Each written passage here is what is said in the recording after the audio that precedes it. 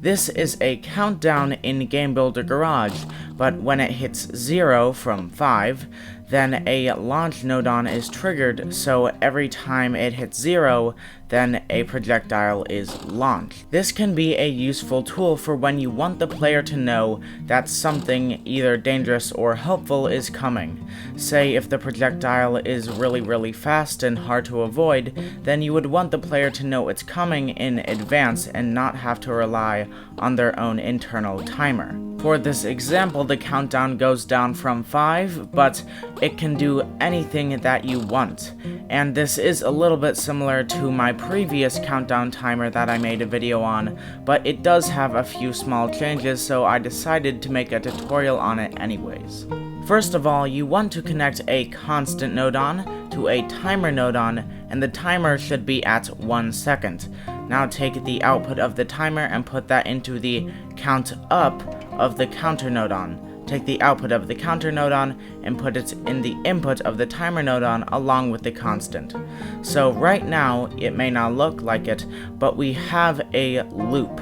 So the timer goes off by 1, and that makes the counter go up. And after that, the timer starts again after 1 second has passed, then the timer goes up again. And you can see how this would go on forever. And now it looks like we have gone from 0 to 100 really fast with a lot of different strings and things looking quite complicated, but I'm gonna try my best to make it make sense. The counter nodon is connected to a calculator on the bottom half. The calculator should be in subtract mode, and the upper half is taken by this constant nodon with a value of 5. So remember, this counter nodon has a value that goes up by 1 every second because of that loop that we made earlier, and that value, which is always increasing, is constantly being subtracted by 5.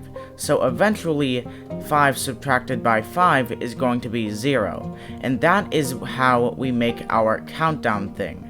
So because it is being subtracted, all we need to do is connect that calculator to a number object, and suddenly we have a countdown from 5, and it goes down by 0 because the counter nodon is always going up by 1 every second. You will also see that that calculator is an input to a comparison nodon, and the other input is a constant nodon with a value of 0. So this checks if the calculator's output is 0, and if it is, then it will give an output.